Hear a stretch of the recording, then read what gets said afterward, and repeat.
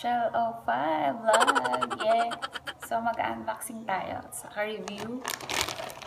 Julie Chic na Julie Chic. Okay. Julie Chic po.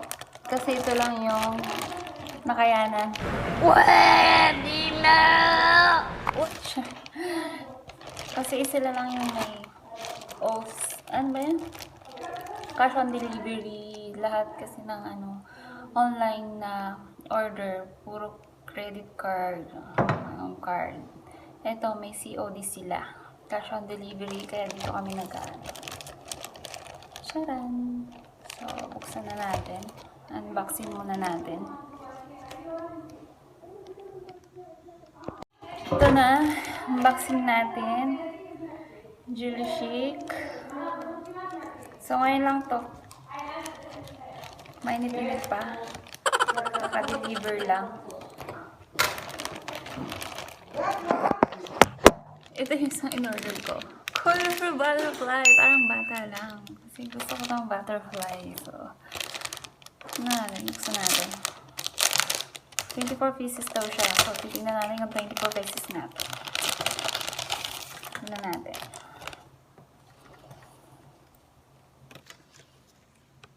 One, two, three. Yan o.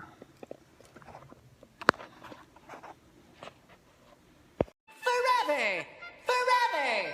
Forever! One eternity later. Ayan. Excited pa naman. 24 pieces dapat to be exact. Pero hindi siya 24 pieces. Is 12 lang siya. So sad. Sad ko naman. Tignan mo. 2, 1, 2, 3, 4, 5, 6, 7, 8, 9, 10, 11, 12. 12 lang siya. 24 dapat to. So, anong gagawin ko? Paborito ko to. Gusto ko pa naman siya. Oh, so sad. And then, ito, Kylie. Holiday edition ng Kylie. So, I can't wait to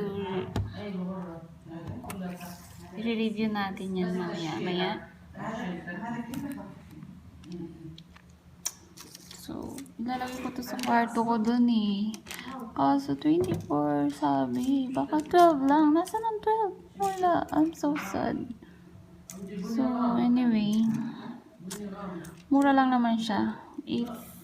Magkano to? 14 real. Pero sayang yung 12 pieces. Ewan ko may ibabalik o may bibigay nila. Yan. It's supposed to be 24 pieces. Pero, tingnan nyo naman. Ilan lang siya. Almost 12 lang siya. 1, 2, 3, 4, 5, 6, 7, 8, 9, 10, 11, 12. Ano ba yan?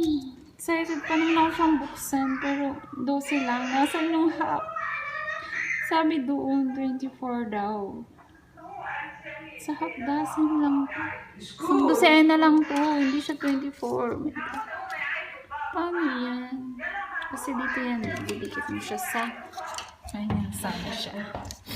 Gusto ko ang kulay niya. Pero ang so sad naman na nangyari yan. Ano yan? Hindi ko na siya maibabalik. Kasi online siya. Excited pa naman ako. Tapos, sabi 24.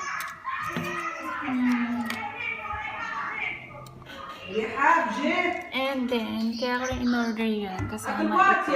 Kylie, holiday edition ng Kylie. Mayaman. So, ayan na nga. Na-unboxing natin. So, nakakasad. Kasi